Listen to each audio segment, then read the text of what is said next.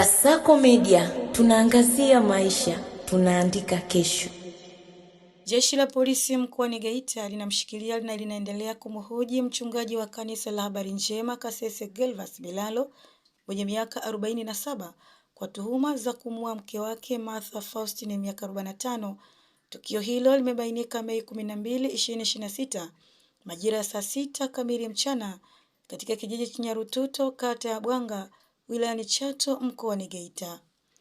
Marehemu alikutwa amefariki ndani ya nyumba yao katika mazingira ambayo jeshi la polisi limebaini kuwa ni ya kutengenezwa. Uchunguzi wa awali unaonesha kuwa mtuhumiwa alimvizia mke wake akiwa amelala kisha kumkaba shingoni kwa kutumia kamba ya katani kabla kumning'iniza juu ya kenchi ili tukio hilo lionekane kama la kujinyonga.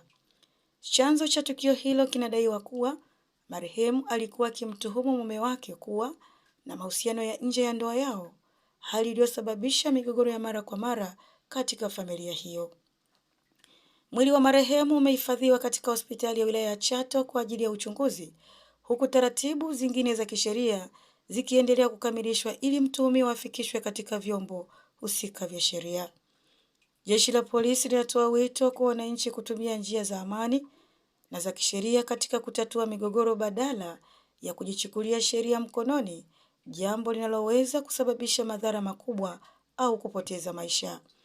Kwa habari kemkem na vipindi motomoto, usikose kufuatilia Kasako Media. Nami ni Adela Thomas.